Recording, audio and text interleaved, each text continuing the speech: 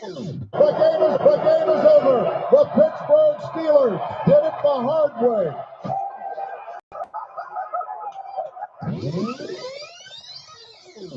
Steelers show blitz. He throws the pass. It's going to be picked off. James Harrison. He's running up the sideline. 35-40. Still on his feet at the 45 and down. Now he's still on his feet. Here comes Harrison jumping over people to the 20, the 15, the 10.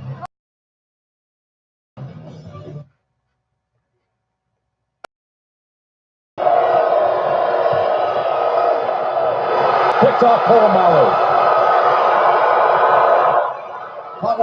going right. The field is open. Aaron Smith shields. Flacco. Polamalu takes it home. Super Bowl 43. Pittsburgh might be bound for that thanks to number 43. Bang down for Houston. Campbell comes to the outside. He fumbles the ball, and the Steelers have it. At the 43-yard line in Pittsburgh territory, Campbell got the first down, got whacked but good, and he is still down on the ground. And the Steelers have their third turnover in the quarter. Well, I tell you, he went flying through that hole. He went right by number 68, L.C. Greenwood, but he took a good shot.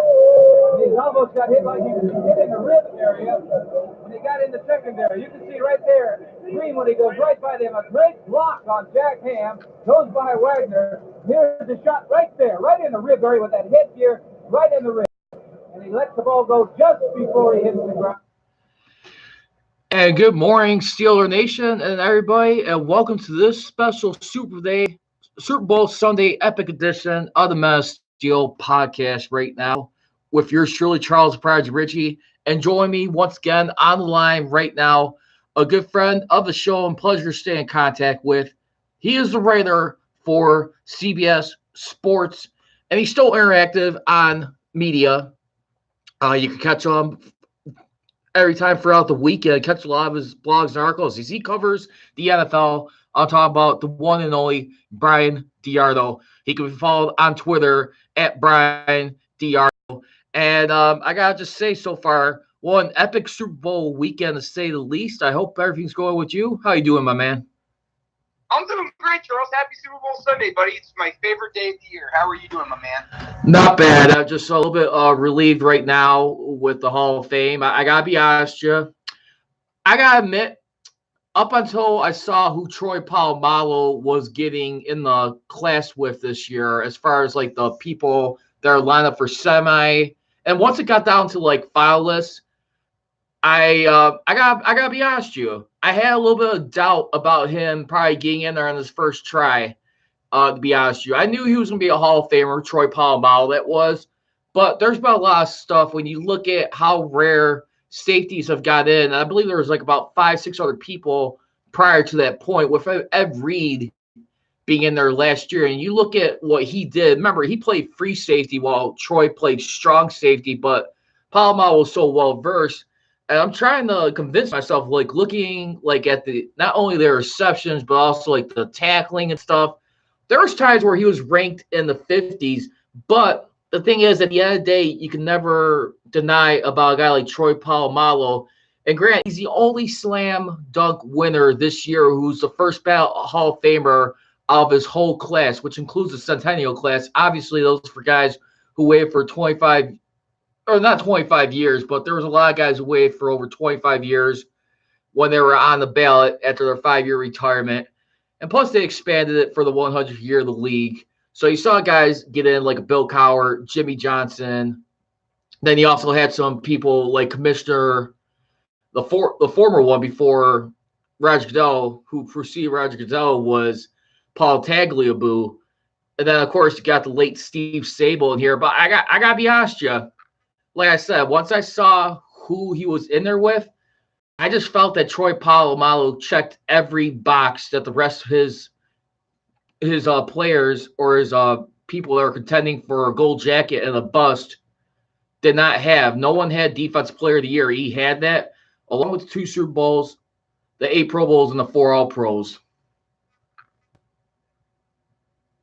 Yeah, I mean, I obviously I think Troy's very deserving. I think honestly, what really helped him was Ed Reed getting in last year as a first ballot guy, and Ed Reed was a first team all decade last decade. Troy was second team, but that doesn't include Troy's Defensive Player of the Year honor that he won in 2010, which wasn't included obviously in the previous decade, the 2000s decade, and Troy also then led the Steelers to a third Super Bowl appearance that year, and then played a few more years after that, and then added on to his Hall of Fame career, made his last Pro Bowl in 2013. So, I think that Ed Reed kind of set the template. I mean, he was the best free safety of his era. Troy was the best strong safety of his era. So I think for a lot of people, it was kind of like, well, if Ed Reed is a first ballot guy, how can we not put him in as a first ballot guy? And Troy deserved it. You just watch his highlights. You see how complete of a player he was.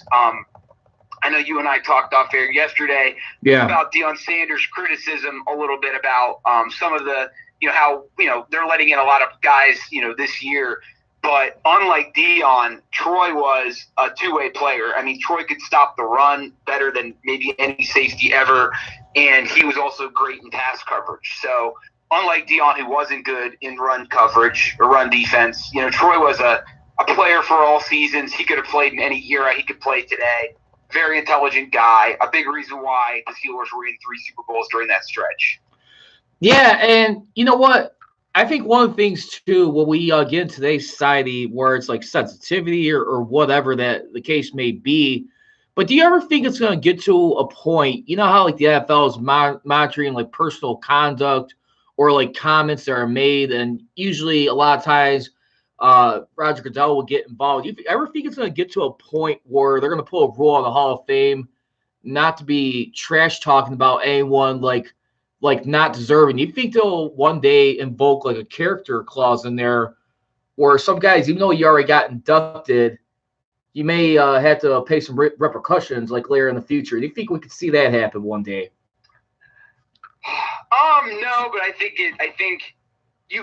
you might see that player not being as welcomed when he goes to Hall of Fame events. I think you could see something like that where like maybe he wants to go to the induction ceremony and people are kind of like staying away from him. I mean, I'll say this. It made last night's award ceremony kind of awkward when he's reading the names of this year's induction class, and it's weird because he just criticized the Hall for putting too many guys in. So it's like, I just think for Deion himself, he made last night, in my opinion, pretty awkward when he's reading in this year's class. So no, I don't know. I mean, I just think in general, Charles, I think there already is something like that exists, and it's kind of like without saying. It's like, hey, we're all part of the same fraternity. We're going to all conduct ourselves with a certain level of class in the public and with each other. And I do think that, listen, I mean, there's nothing wrong with Deion Sanders wanting the Hall of Fame to remain the best of the best, but I feel like how he said it, the way he delivered it, saying it in a year where we had a special class of 20 inductees, I think it was bad timing. I think the way he delivered it was bad. But I don't think the message was terrible that, let's keep the Hall of Fame the most elite. And I agree with him, too, from one standpoint. I don't want the Hall of Fame to turn into a thing where a player or a team or a fan base complains enough, and then we finally just let the guy in because of that. And that's my thing with Drew Pearson. Like, listen, if Drew Pearson gets voted in on his own accord, that's awesome, and he deserves it. But I feel like next year, like if Drew Pearson gets in next year, a year after he, his reaction to getting, quote unquote snubbed this year went viral, I'm going to have an issue with that. I don't want it to turn into a thing where it's like, all right, well, this guy's fan base has complained enough or they've waited enough. Let's get this guy in. Like, you're either Hall of Famer or not. And I don't want it to become a thing where, we're only, guys need to get inducted for the right reasons, and that needs to remain now and always. And speaking of which, right now, let's break it down real quick. So we already got like the 20 candidates already in altogether, which includes the 2 coaches, the 3 contributors, the players. This Hall of Fame class will feature 9 all-decade teams on here, which 7 of them which are first-team all-decade teams. And the people who I'm referring to, beginning with the Myron era, you got Troy Polamalu, who was on the all-decade second team in the 2000s, followed by his other classmates that are on the first team all-decade team, Edgerrin James of the Colts, Cardinals, and briefly Seahawks. Steve Atwater, deservingly so, who I voiced my opinion to you off the air before we went on, who's a two-time Super Bowl champion with the Broncos. I think very instrumental in helping Elway win his first title, along second being behind the run game that they had with Terrell Davis. Then, of course, you also had Steve Hutchinson, which I felt was a head-scratcher right there versus a guy like Alan Faneca, because Hutchinson did not win no rings. You have Faneca's got 9 Pro Bowls and 6 All-Pros, or Hutchinson's got 7 Pro Bowls, 5 All-Pros. And I don't know if it's either that he just waited long enough, or it's the fact that the Steelers, hey, listen, you already got Bill Cowher in here, you got Dice Shell, and we were very sporty enough to agree that Troy Polamalu was no doubt slam dunk. We'll get to him in just a second, but the other guys I'm talking about who are on this all-decade team, you got Harold Carmichael of the Eagles, second team, Jim Covert, Cliff Harris, Max Speedy, and Ed Sprinkle of the Bears, Cowboys, and Browns, first team all-decade teams. But back to Faneca real quick. Do you feel somewhat that, because I've been hearing reports even for Ed Bouchette or some other people in the media, even Echo before, when they speak to Hall of Fame writers, some of them are kind of a little hesitant to put more Steelers in there, even with the 70 Steel Curtain. Now they got 10 guys off those 4 Super Bowls, which is pretty much the most for a Super Bowl era team. Do you feel like that was the case this year? It's just listen, we're not going to make this an all Steeler Hall of Fame overwhelming class, even though all these guys deserved it. Well, I think Hutchinson is a very deserving player, and I have no issues with Hutchinson getting in. And Faneca was a very good player. It's no fault of his, but I think him leaving the Steelers might actually hurt his cause because, I don't know. I think they look at, his time with the Jets isn't forgettable because he got there and they went to 2 AFC Championship games, I believe, with him. So, it's just he kind of fell out of the spotlight a little bit. Linemen really are never in the spotlight, but as much as they are, I think him leaving the Steelers, I think he was kind of forgotten near the end of his career, and I think that hurts him. When really, again, he had a very good, end of his career with the Jets. A very good end of his career with the Jets, but I think people forget that. And I think there's this thought that Hutchinson's career was a little longer. He had the longevity thing, and you look at the guys he blocked for. I believe he blocked for Adrian. Yeah, he blocked for Adrian Peterson when Peterson was less than 10 yards away from breaking Eric Dickerson's rushing record. And he also blocked for Sean Alexander during Alexander's MVP season. So, you look at the guys Hutchinson blocked for. He also, it's impressive. Hutchinson's career is impressive. And, not only did Faneca not make it in terms of linemen, Buselli didn't make it. And I think those are the best. Faneca and Buselli are the best 2 linemen that aren't in the Hall of Fame.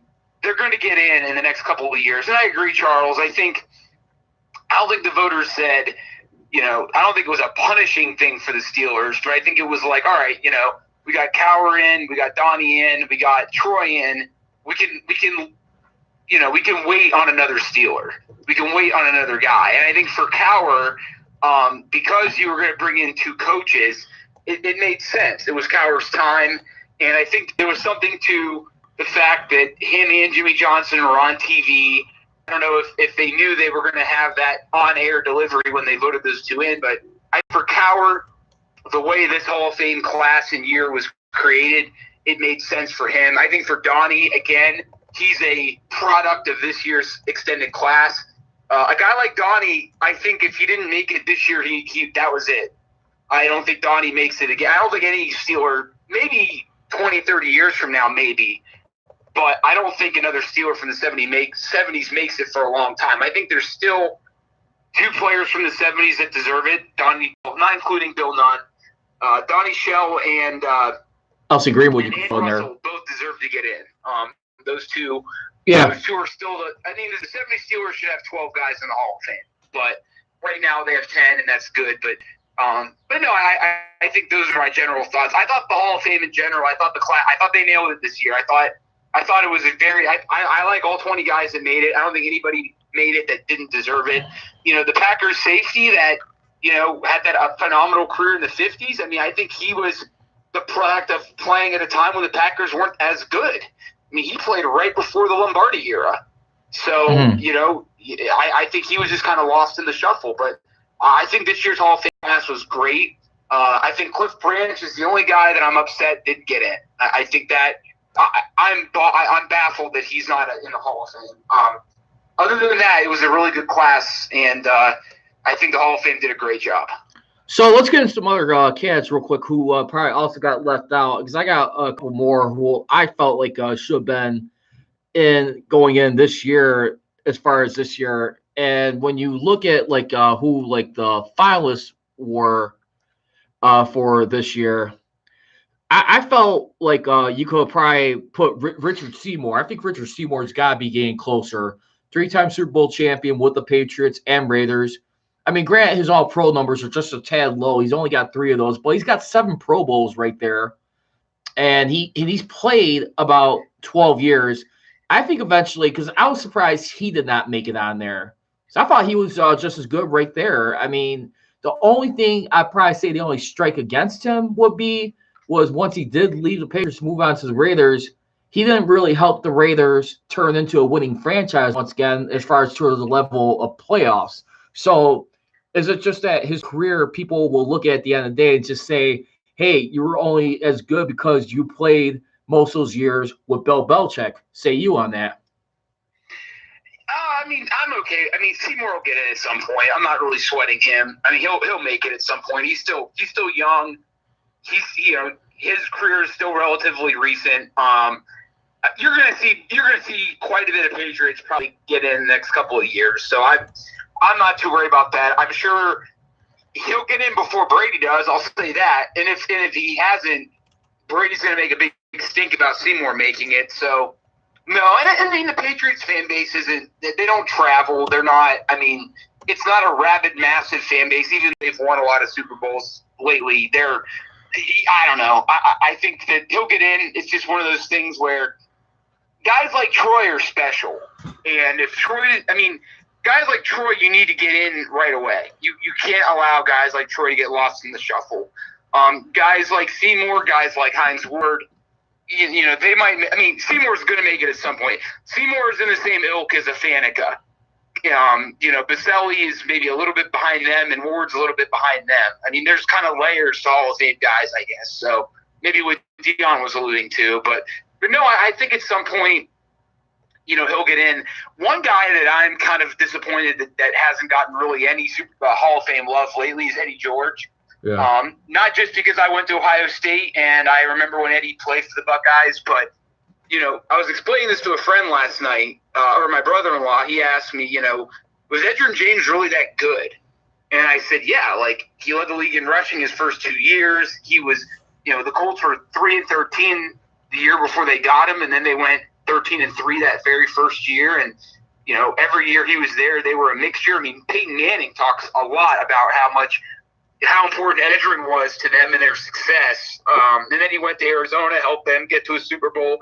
But he was such a stud. Before you continue, I'm sorry to cut you off, Brian, but I must say, I mean, he was a stud where how he could get yards after the rush, the way he could extend plays, block, and could catch a little bit too. I just felt like when you watch him play in that style of offense that was being worked all around, he was just such a good fit. It was a shame he didn't go out for one more year. He missed that Super Bowl year. Because remember, that first year he went to Arizona was the first year the Colts won it without him. They gave him a ring, though. They gave him a ring, which I thought was really cool. I mean, that's they awesome. gave him a ring because they knew how important he was to them. But he was very hard to get tackled for no gain or a loss. I mean, guys like Barry Sanders, he was notorious. He either hit a home run and Anthony Dorsett, which people forget, he was kind of a home run hitter or a strikeout guy.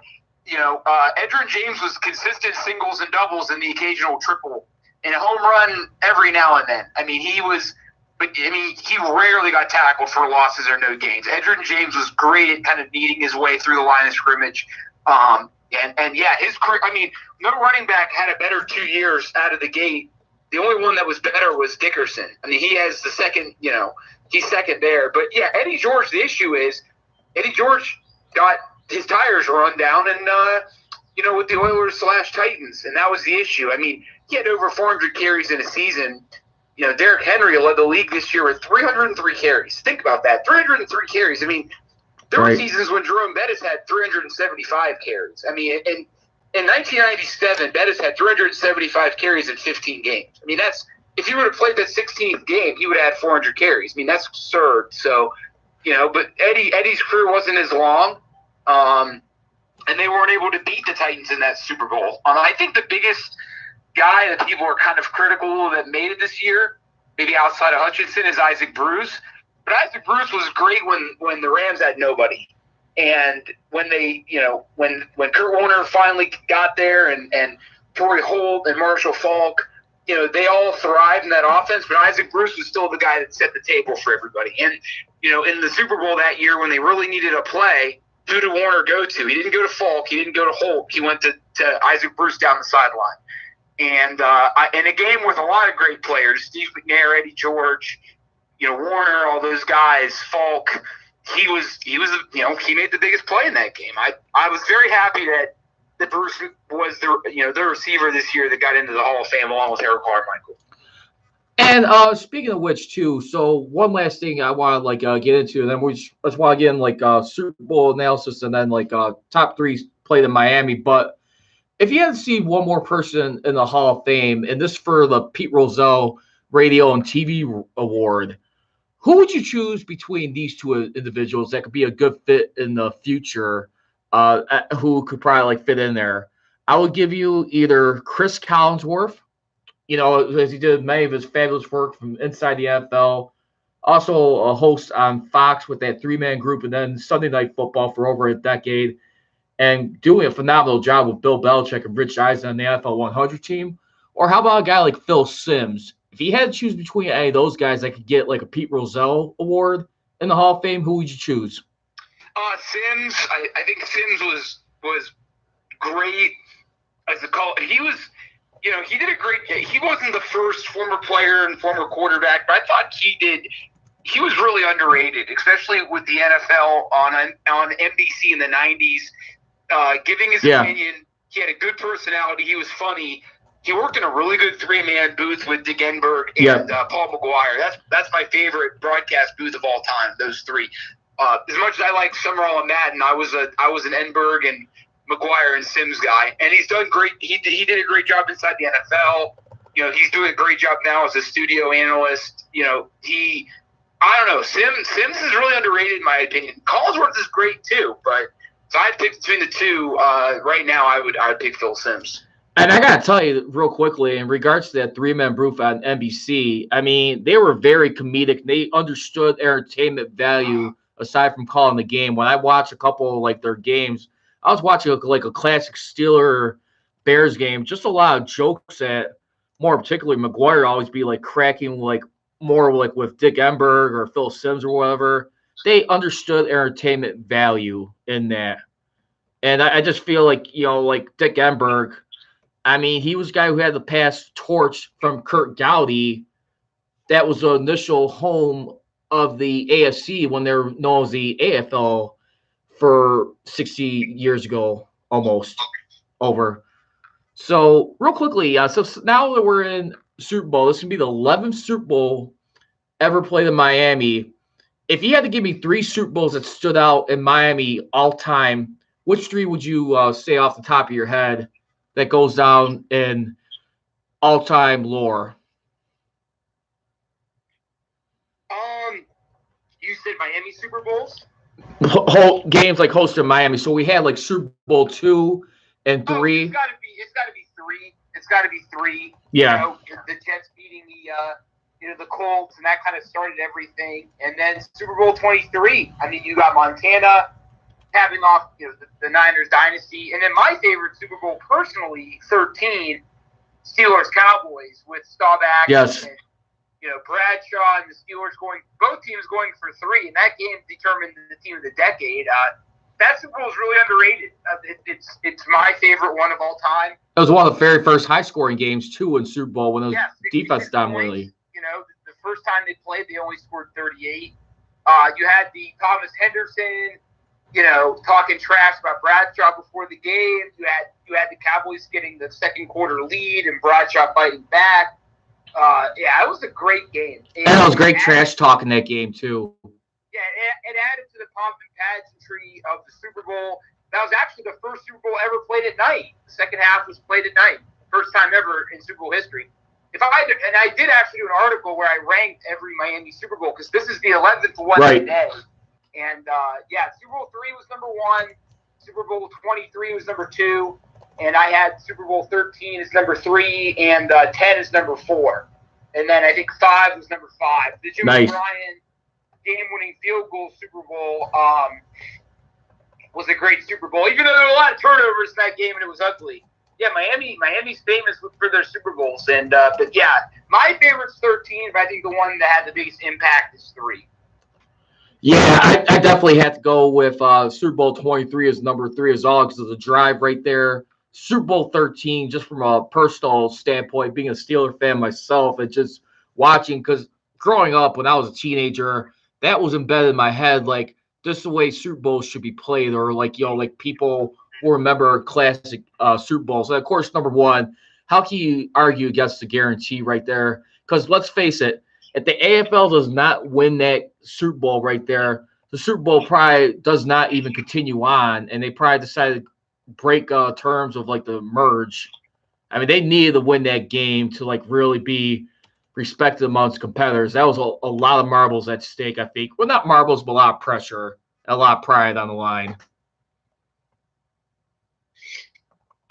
Definitely. I'm excited for tonight's game though, because I feel like Super Bowls in Miami, it's kind of it makes it special just because of the history of all the Miami Super Bowls and everything like that. In terms of picking the winner, oh man, I'm going to go with the Niners, even though I don't want to. I think the Niners defense in Super Bowls, traditionally defenses, win out as good as the Chiefs has been playing. Now, I'm always wrong with my Super Bowl picks, like always, except for last year. I had a feeling the Rams or the Pats were going to win. As soon as I saw that the Saints weren't going to get in, I thought the Saints could give them a fight, but they couldn't. So I'm going to go ahead and pick the Niners again, even though I don't want to. And I would not be surprised at all if the Saints won this game. But I'm sorry, the Chiefs won this game. The Saints aren't winning it. I would be very surprised if the Saints won it. But yeah, I wouldn't be surprised at all if the Chiefs won. I just think the Niners' speed and I think their ability to run the football, I think is going to win out. I mean, if Garoppolo has to win it, then the Niners are in trouble. But I don't know. I don't think the Chiefs as good as the Chiefs defense has played. After they started 6-4. During their 8-game winning streak, they've been a lot better. They were still 26th in the league against the run. And I can't pick them, given that deficiency, how good the Niners are running the ball. Well, the Chiefs, they got one person to blame, and I'm willing to scapegoat this person, point why they shouldn't be back-to-back champions. No disrespect, but Kareem Hunt. If Kareem Hunt is available right now, they probably be more hands down to win it. But to the Chiefs' credit, I'm picking the Chiefs. You got to give them a lot of credit, too, because even when they were down 24-0 against the Texans and stopped a good Titans team with a Derrick Henry, even though he had a middle-of-the-road quarterback, Rad Tannehill, who had a good year, I mean, let's face facts. Andy Reid and his defense found ways to adjust to their opponents, and they've been picking up some momentum wins. I mean, you beat the Patriots late this season. The Patriots lose the final game of the season, Dolphins, which earns you the bye since you beat them head-to-head. You come back 24-0. To beat the Texans, you beat a hot Titans team right there. Who's to say that they can't do it again for a fourth time, to be honest, Joe? They've already did it 3. I mean, may as well go for the grand salami here if you're asking me. Yeah, I agree. I don't know. Again, I think that the Niners I think they're going to try to slow down the pace of the game. I think that they're going to run the football. They're going to be and their receiving core is really underrated. And I think having George Kittle healthy is huge. I think Kendrick Bourd's going to have a big game. They have Emmanuel Sanders who's played in Super Bowls. Deebo Samuel's a really versatile guy, and they do a great job getting him the ball, whether it's misdirection or things of that nature. The Niners have so many offensive weapons. I think the Chiefs, with Mecole Hardman and with their tight end, and they obviously have a lot of weapons. Damian Williams, I don't know. I can't see the 49ers losing, not with all their weapons and how good defensively they are. And we didn't even talk about Richard Sherman and how, his Super Bowl experience and his, I don't know. I mean, you also have to factor in the Niners didn't even need to throw the ball to win their playoff games. And again, the Super Bowl is unpredictable. And that's the main thing I've learned in my life. Watching Super Bowls, you can't really predict what's going to happen. Sometimes it's easier than other years. Like last year was pretty easy. I didn't think that Jared Goff could beat Bill Belichick in his defense. No way. And we all knew that Gurley wasn't quite 100%. Yeah, this year it's going to be a lot closer, and I wouldn't be surprised if either team won. I just think based on what I've seen from, the Niners in the playoffs, I cannot take against the 49ers. No, understood. Well, hey, Brian, thank you very much, ladies and gentlemen. Once again, that was Brian DiArlo of CBS Sports recapping the Pro Football 2020 Hall of Fame classes got officially announced yesterday. We just previewed the Super Bowl, gave you our takes, break the Miami takes.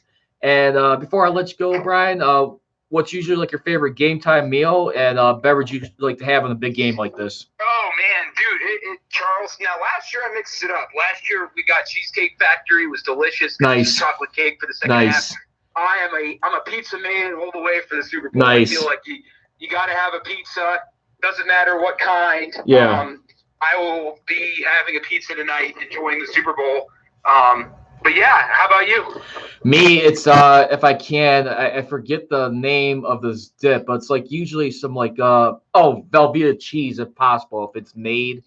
My family used to make that up. Even my grandfather, who's been passed away for like the last 17 years now. He was 96 today.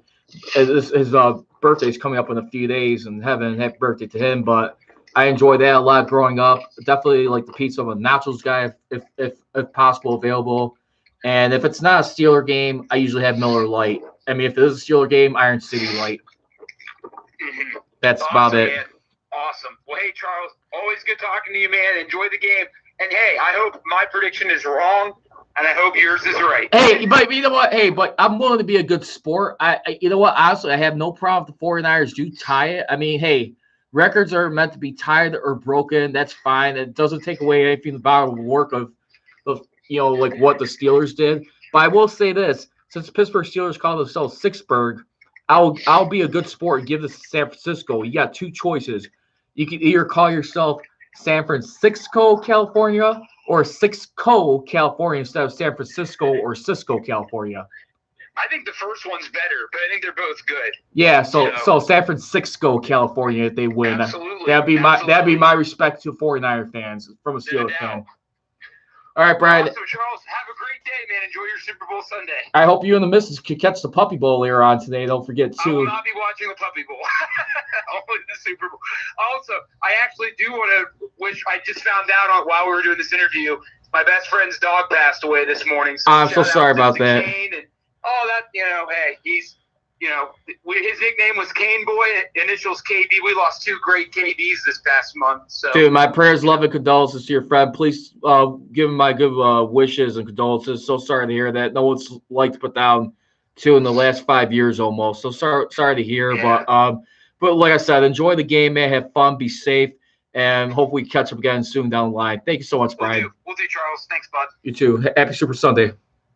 You too. Bye. All right, bye-bye. And once again, ladies and gentlemen, that was Brian DiArlo, writer for CBS Sports. You can follow him on Twitter at Brian DiArlo. And I want to get your reactions real quick right now. So since we just wrapped up talking, how do you guys feel about like the Hall of Fame class, more particularly with your Steelers right now. I mean, think about it. I mean, they almost got a clean sweep this year. You had Bill Cowher, which shocked the heck out of me during the divisional round.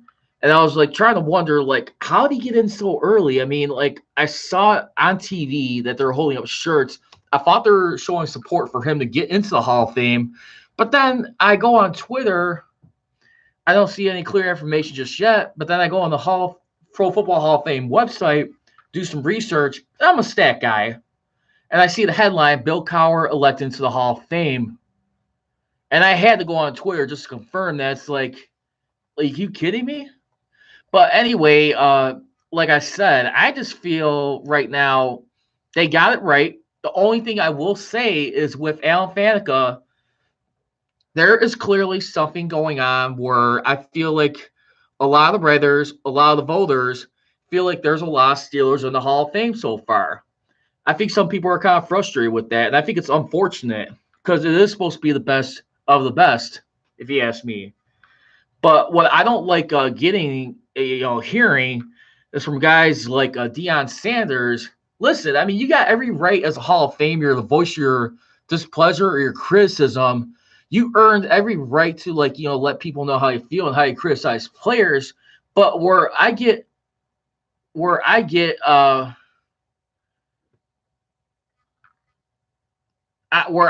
a little annoyed is just that why in the world would you allow anything to speak out on something and not put names out there? I just get a little muffed at that sometimes, and you know what? It gets a little a little silly sometimes. You're saying something awkward, but you're also not willing to at least give me some names. But you're in a spot too at the same time where you can't do that because you don't want to be disrespecting people along the way. I understand that. So I just feel right now, if you're going to say something, own up to it. Don't come across like you're going to be awkward. And then it's like, okay, I understand that. I got a few comments on here right now from Fernando Curly Sanchez. I was more mad about TJ Watt not getting Defensive Player of the Year. And I'll be honest with you, I think what hurt his chances is that the Steelers did not make the playoffs. He was tied for sacks and forced fumbles, I believe. And when we look at it, I think at the end of the day, too, with this, I mean, when you got Stephon Gilmore right there, I don't blame him for getting that award.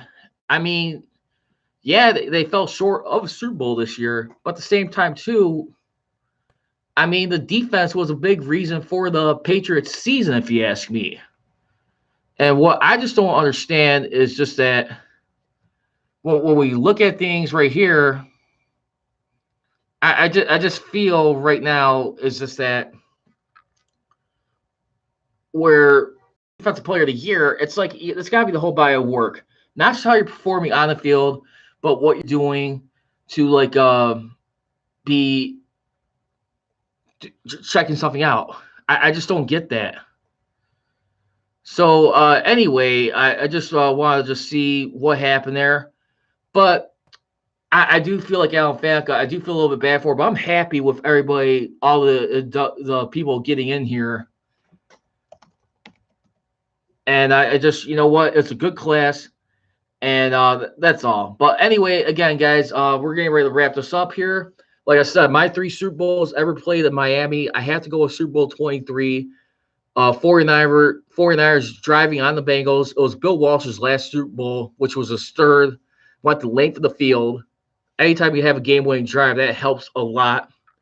Number 2, Steelers versus Cowboys, Super Bowl 13. And last but not least, number 1, The Guarantee by Joe Namath.